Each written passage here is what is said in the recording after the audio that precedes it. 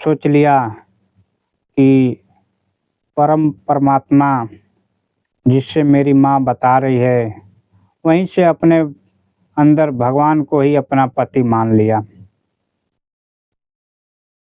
और पति मानने के बाद मीराबाई उनके ध्यान में लग गई और धीरे-धीरे कुछ दिन बीतने के बाद मीराबाई बड़ी हो गई, विवाह के योग्य। तो उनके माता-पिता सोचे कि क्यों न मीरा की शादी कर दें। मीरा से एक दिन मीरा की माँ ने कहा कि मीरा, मैं तुम्हारे लिए तुम्हारे पिताजी से शादी के लिए हम लड़का देखते हैं, क्या तुम शादी करोगी ना? तो मीरा ने कहा, माँ, क्या तुम अब दूसरी फिर से शादी कराना चाहती हो? तुमने तो मुझे बताया ये तुम्हारा दूल्हा है, आज फिर मेरे को शादी के लिए तुम क्यों ऐसा कह रही हो? बोलती है, मैंने तो मजाक में कहा और तुम उसको अपना पति ही मान लिया सच में? बोले, हाँ माँ, मैं तो इनको अपना पति ही मान लिया हूँ, इनके सिवा मेरा कोई नहीं है। वहीं से मीराबाई के जीवन में धीरे धीरे भगवान श्री कृष्ण के प्रेम में डूबने लगी और मीराबाई ने अपनी माँ को कहा, माँ, मेरी शादी कहीं दूसरी जगह न करो, मैं भगवान को ही अपना पति मान चुकी हूँ। मीराबाई यह बात सुनी, भगवान के सामने बैठ के रोने लगी और कहा, हे प्रभु, एक हमारे साथ में इतना बड़ा अन्याय हो रहा है, आप देखते रहेंगे। मीरा जो थी वो बचपन में बहुत भोली थी और वो अपने परमेश्वर को ही पूरा अपना सब कुछ मान लिया था और उनसे ये पुकार करने लगी। भगवान ने धीरे धीरे कुछ दिन बीतने के बाद मीरा का शादी के लिए बातचीत हो गई। मीरा जो है भगवान के सामने रोती रही कि हे भगवान, यह शादी आप रोक दो, मैं मर जाऊंगी। भगवान ने उनको एक दिन मीराबाई को सपने में आए और आने के बाद मीराबाई क्या देखती है कि आज मैं दुल्हन बनी हूँ, भगवान हमारे आके लहंगा कपड़ा जो भी हमारे शादी का मंडप है पूरा ऐसा सजा हुआ था जैसे लगा कि मैं एकदम आज विवाह कर रही हूँ किसी मंडप में। हमारा दूल्हा जो है वो भगवान बने हुए उनको देख रही है, वैसे ही मुरली अर्ध हाथ पे बांसुरी बजाते हुए सुंदर मोहिनी रूप।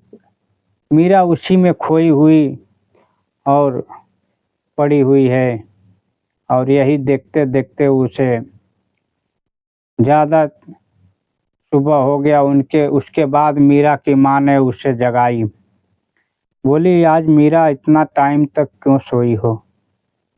मीरा तो अपने भगवान के साथ में विवाह देख रही थी और जब उसकी माँ ने उन्हें जगाया तो मीराबाई से पूछा, आज मीरा इतना क्यों सोई हो? अभी तक तुम्हें मालूम नहीं है सुबह हो गया? मीरा ने कहा, माँ, आज मैंने तो मेरा शादी हो गया। मीरा की माँ बोली, शादी हो गया?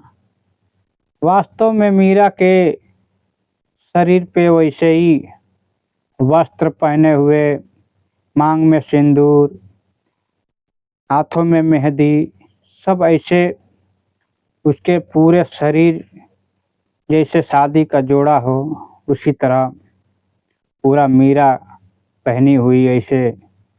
जब उसकी माँ ने देखा तो हैरान हो गई, बोलती है, मीरा, ये ना कोई बाराती आया, ना कोई शादी के मंडप में तुम बना कहीं, आना ढोल नगाड़े कुछ भी आए, और ये तुम्हारे साथ में ऐसे कौन आया था, कौन शादी किया?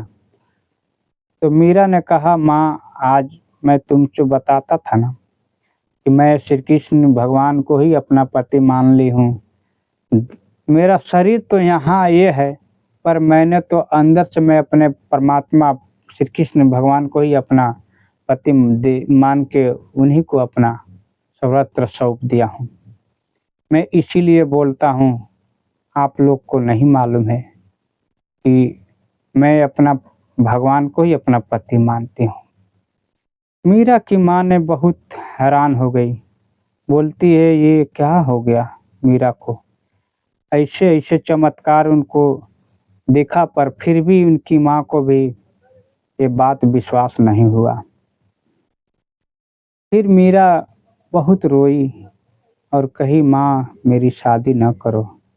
पर मीरा के माँ ने कही कि देखो हमारे राजघराने परिवार, हमारे रिश्तेदार सब हमें बहुत कुछ कहेगा, लोक लाज के मारे मीरा की माँ ने जबरन शादी के लिए उनके पिता से हाँ कर दी।